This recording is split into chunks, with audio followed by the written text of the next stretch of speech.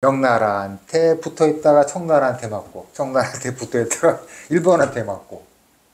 그러면서도 우리는 한민족은 한 번도 침략을 갖다 해보지 않은 평화를 애호하는 민족이다. 평화를 애호하는 민족이라고 말하면은 우리 저 역사에서 광개토 대왕을 지워야 됩니다. 광개토 대왕, 장수왕 다 지워야죠. 지워야 됩니다. 그리고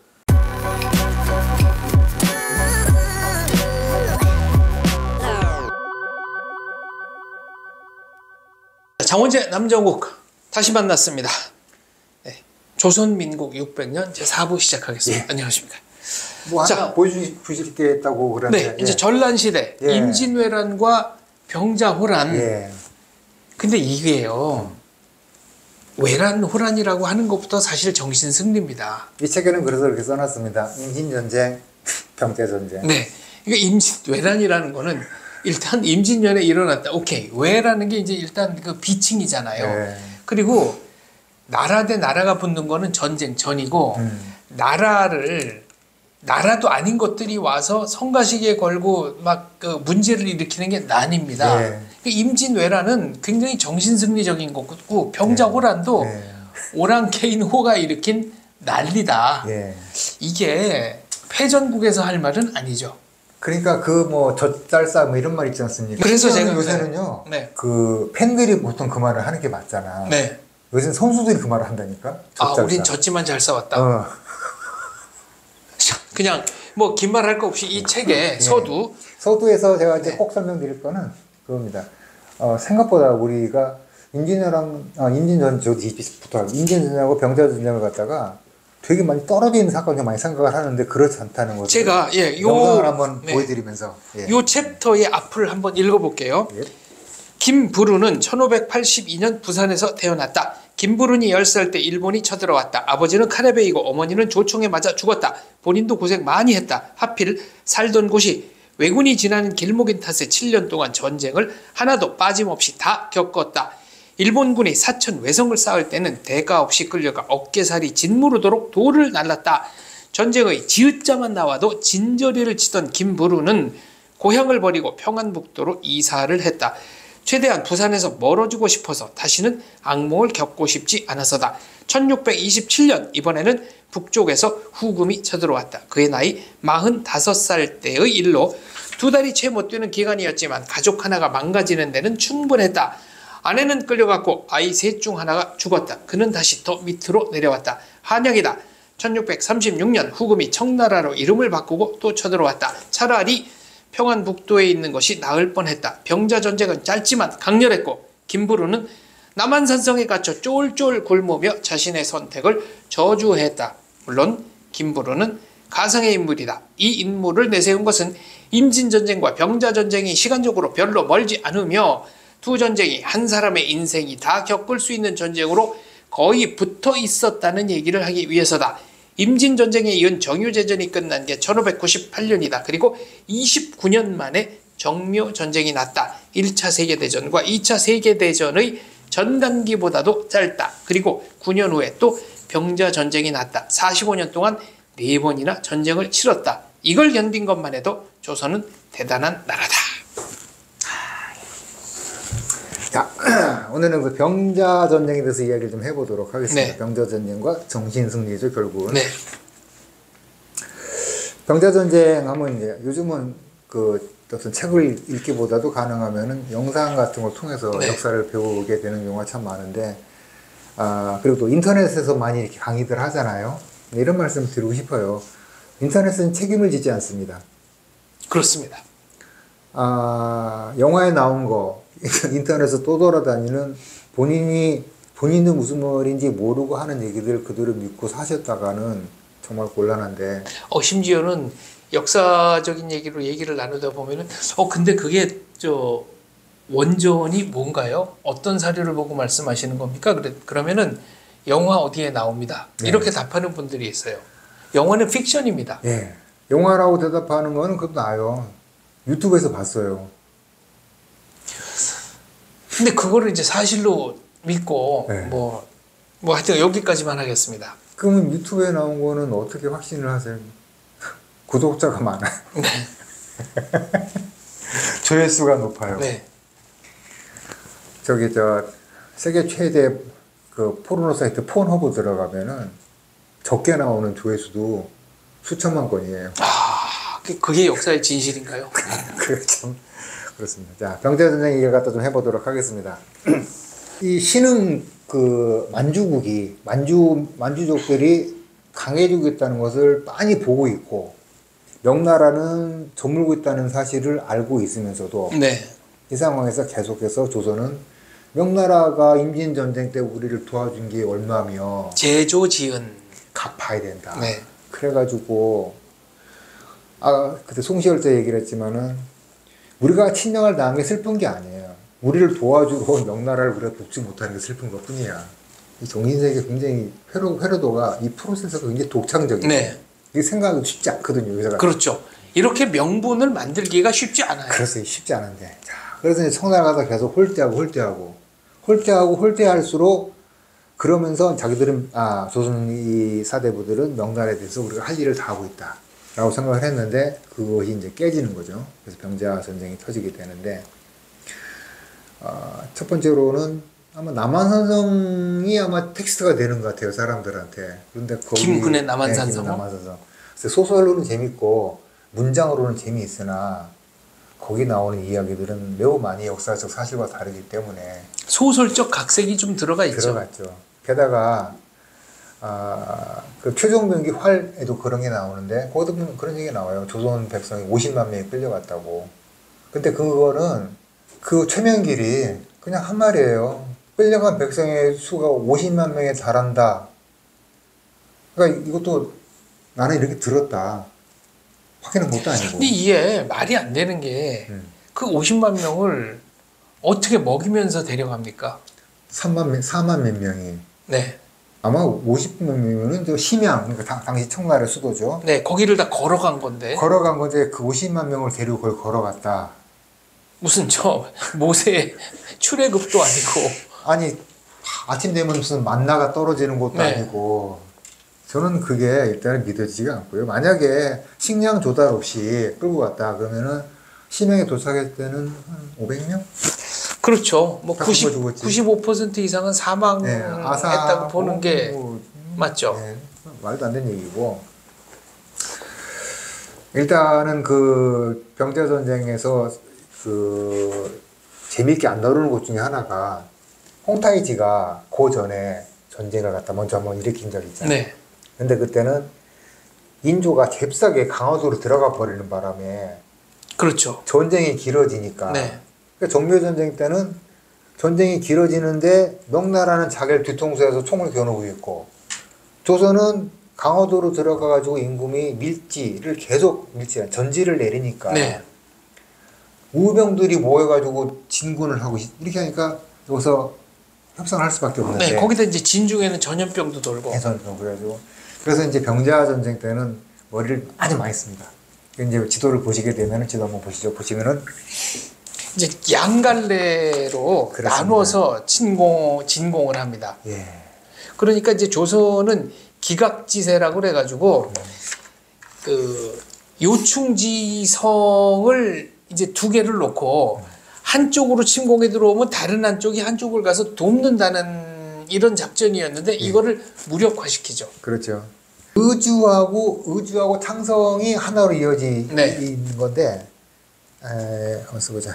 그다음에 이제 안주 쪽이 있고, 그러니까 평안도 쪽으로 들어올 수 있는 길은 뭐 대략 봐서 이제 두 개라고 예. 볼 수 있습니다. 그럼 이제 좀 표현을 쉽게 하기 위해 가지고 동군, 서군을 갖다가 이렇게 네. 나눠서 볼게요.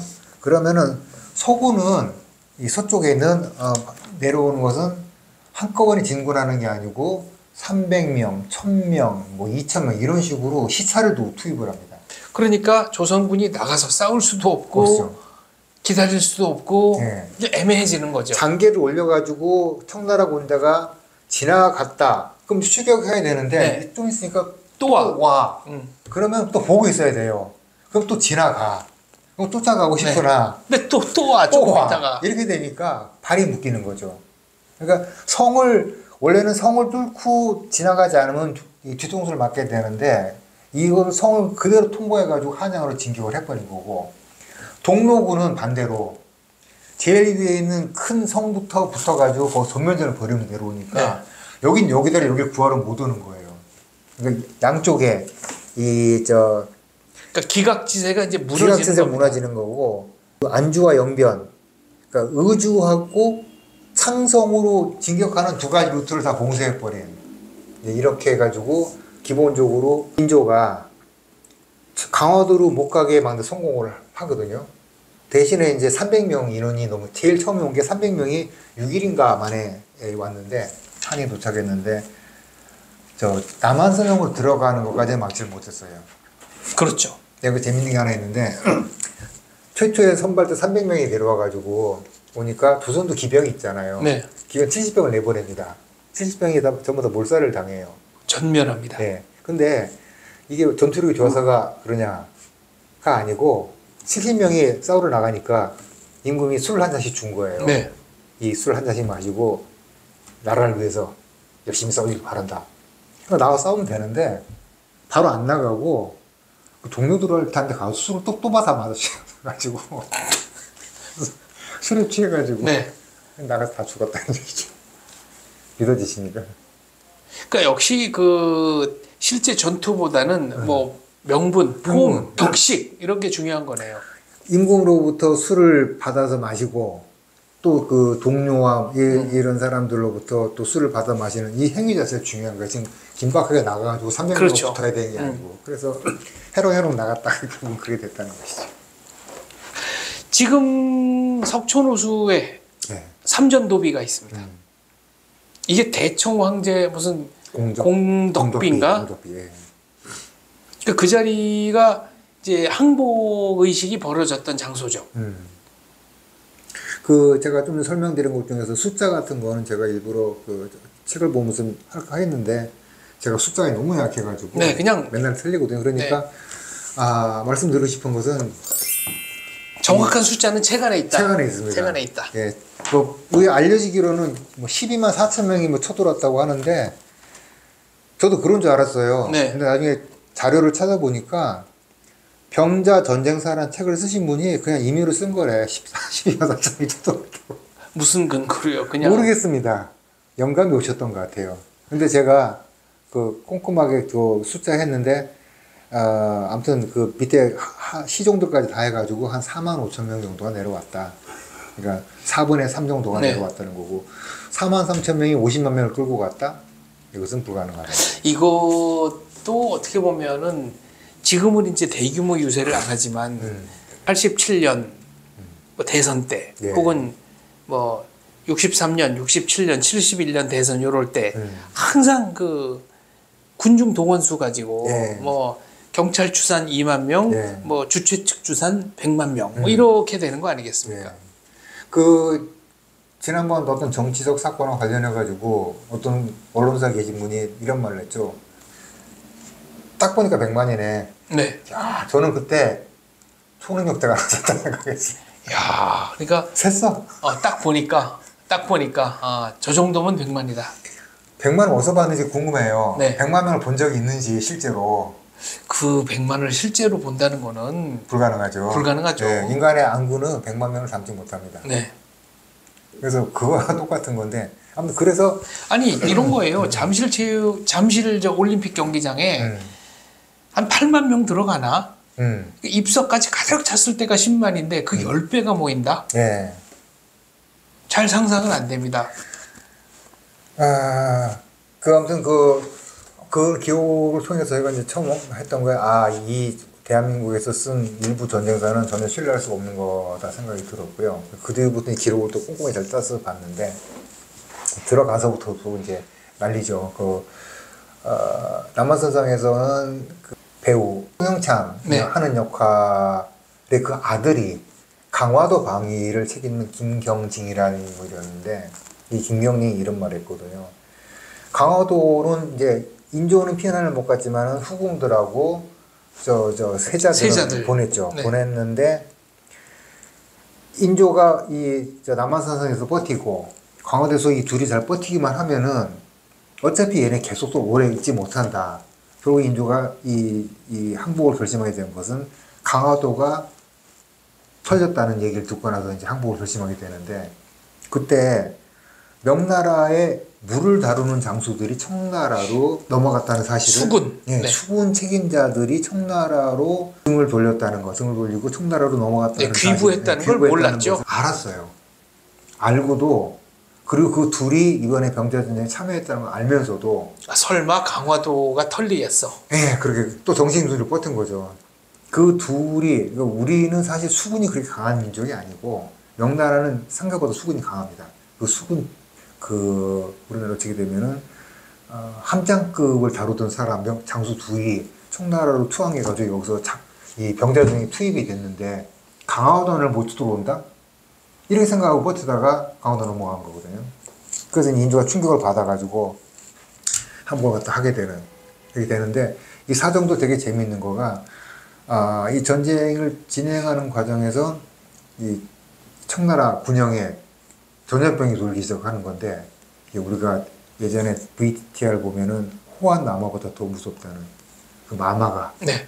돌기 시작을 하는데, 이 문제는 만리장성 이남에, 그러니까 한족들이 사는 이쪽에서는 이 마마가 되게 익숙한 질병인데, 만리장성 북쪽에 있는 몽골, 만주 이런 쪽에는 되게 희귀한 거예요. 네. 그러니까 면역 체계도 약하고, 그래가지고 처음에는 계속해서 우리 항복할 때니까, 이제 항복을 갖다 이제 하는 왔다 갔다 하지 않습니까? 이 사신들 왔다 갔다 하는데, 처음에는 청나라 들은 척도 안 해요. 근데 어느 날부터 갑자기 자꾸 항복하라고 보채요.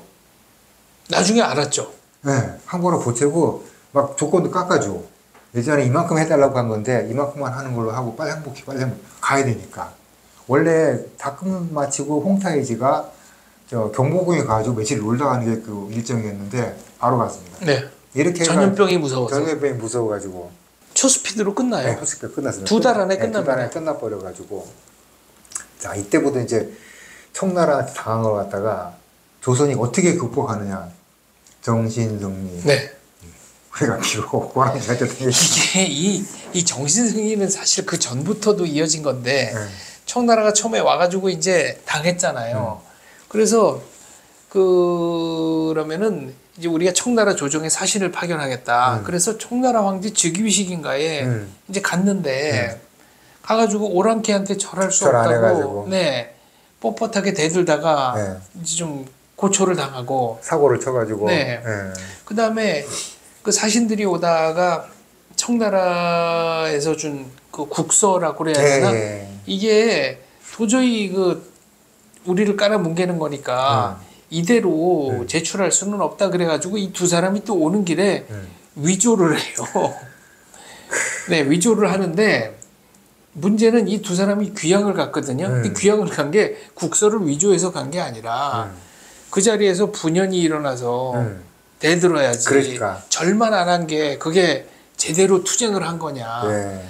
아니 그 자리에서 전 세계 말하자면 이 아시아 각국 사절들이 다 와 있는 데서 그 정도로 뻣뻣하게 군 것만 해도 이거는 결례입니다. 그렇죠. 어떻게 보면. 네.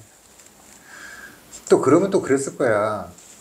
그러니 경거망동하지 말라고 했거늘. 네. 이랬을 사람들이에요. 그렇죠. 그러니까 뭐든지 그냥 잘 풀리면은 네. 내 판단이 옳은 거였고, 잘 안 풀리면은 제가 판단을 잘못한 거야. 제가 잠깐 옆길로 세자면요. 2003년에 축구협회 기술위원을 했잖아요. 네. 근데 그때 이제 감독 선임 어떻게 하느냐 그랬더니 많은 언론에서 이제 공개 선임을 해라. 네. 밀실에서 감독을 선임하는 거는 문제가 있다. 그래가지고 그때 전 세계적으로 대한축구협회가 이제 국가대표 감독을 구한다. 등등등 해가지고 몇 사람이 왔고 이제 그럼 최종 후보는 3사람으로 압축이 됐다. 뭐 능력, 업적, 뭐 기대 연봉 등등을 합쳐서 등등등. 그래서 그 3사람과 이제 공개 면접을 하겠다. 근데 중간에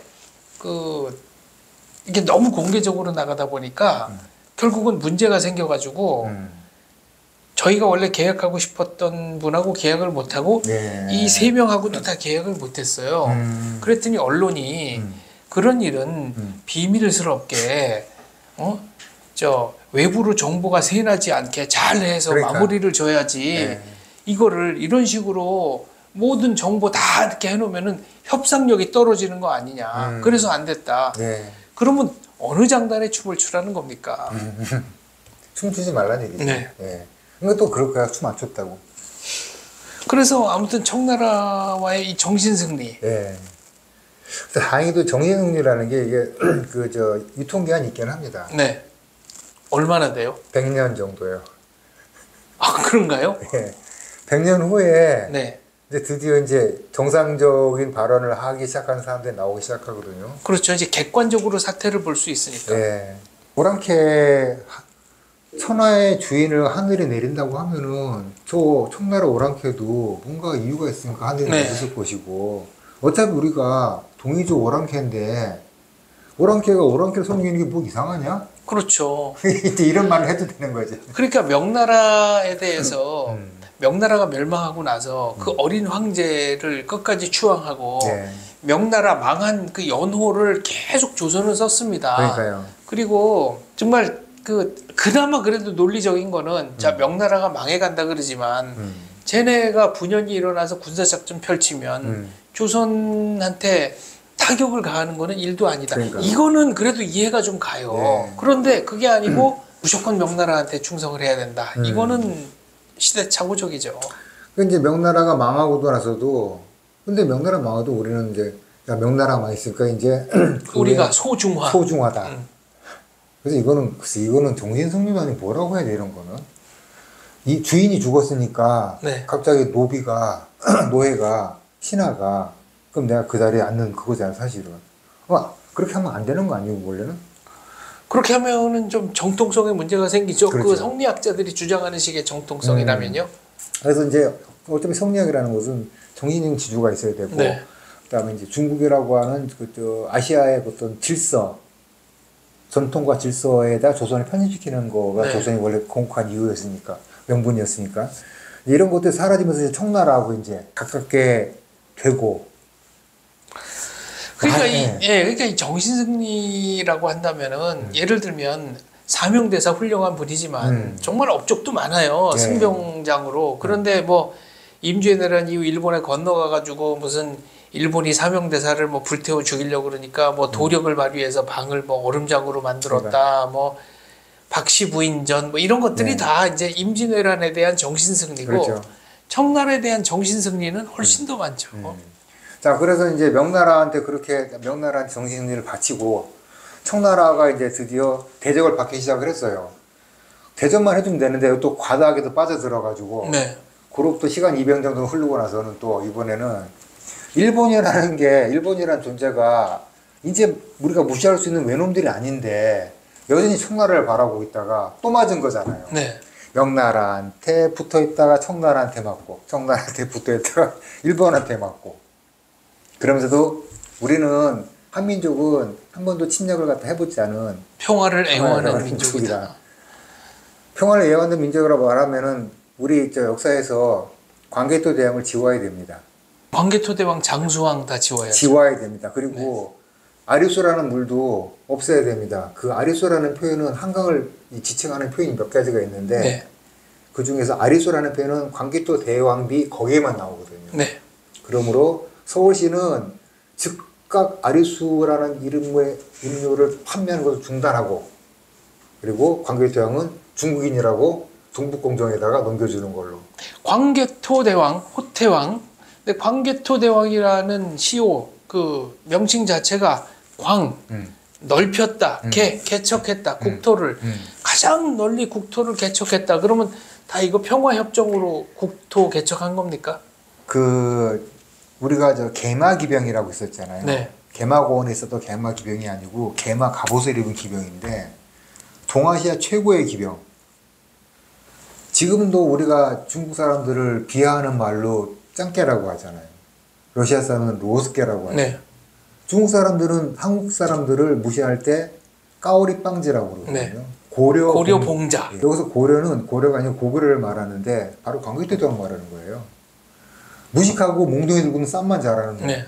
이게 이 조선인들에 대한 멸칭이 될 만큼 광개토 대왕은 정말 5만 명에 달하는 그 개마기병으로 5만 명 정도 했다 하는데 당시 하이테크 무기 하이테크로 보자면은 그 기병 하나하나가 하나의 전차인 거예요. 전투기, 전차. 네. 전차가 5만 대가 한꺼번에 돌진하는 그거를 가진 민족을 갑자기 평화를 사랑하는 민족으로 바꿔놓고 그것도 또 치고천한 것도 전쟁의 신이잖아. 그거는 맞는 건데 왜 또 축구에서 또 전쟁의 신을 또 해? 또 평화의 신을 해야지 또. 뭐 축구가 유사 종교, 유사 전쟁 비슷한 게 있으니까. 예, 아무튼 그런 얘기들을 좀 이제 하고 싶었던 건데요.